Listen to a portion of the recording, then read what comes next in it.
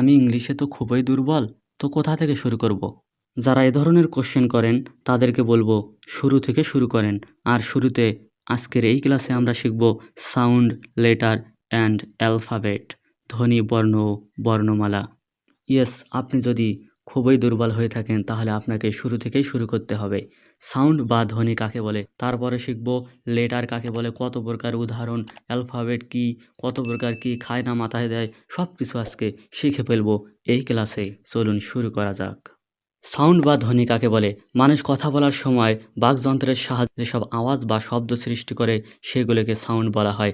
সাধারণভাবে যে কোনো আওয়াজকেই ধ্বনি বলা যায়, কিন্তু ব্যাকরণে শুধু অর্থবোধক আওয়াজকেই ধ্বনি বলা হয়। যেমন এই শব্দটি,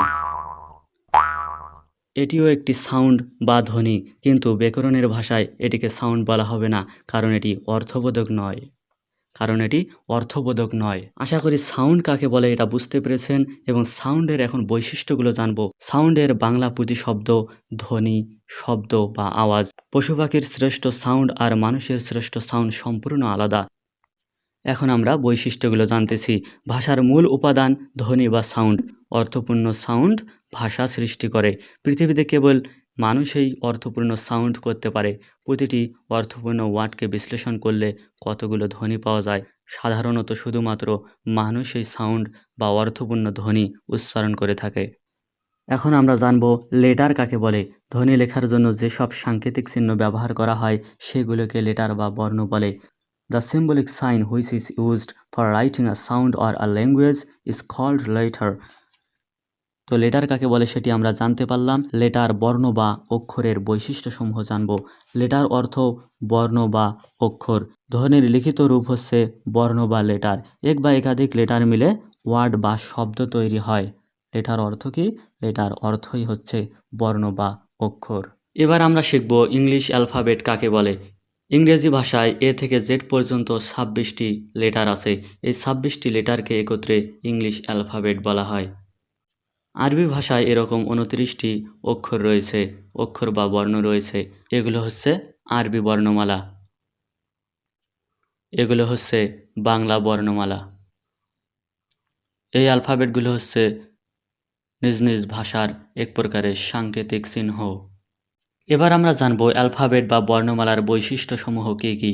অ্যালফাবেট শব্দের অর্থই হচ্ছে বর্ণমালা। ইংরেজি ভাষার 26টি লেটার বা বর্ণ আছে, সেগুলোকে একত্রে ইংলিশ অ্যালফাবেট বা ইংরেজি বর্ণমালা বলা হয়। ইংলিশ লেটার, এটা একটু মনোযোগ দিয়ে দেখবেন। ইংলিশ লেটার বা ইংরেজি বর্ণের রূপ দুটি। কী কী? এই যে ছবিতে দেখুন, এটা হচ্ছে ক্যাপিটাল লেটার আর এটা হচ্ছে স্মল লেটার। এখন আমরা এই এবিসিডিগুলোও পড়ব।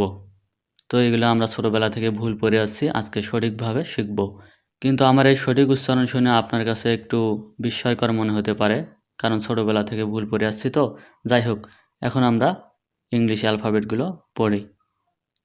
A, B, C, D, E, F, G, H, I, J, K, L, M, N, O, P, Q, R, S, T, U, V, W, X, Y, Z বা Z, দুটাই সঠিক।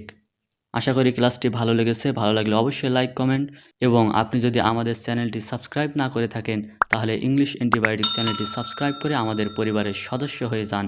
ইনশাল্লাহ আপনি ইংলিশ শিখতে পারবেন। আল্লাহ হাফিজ।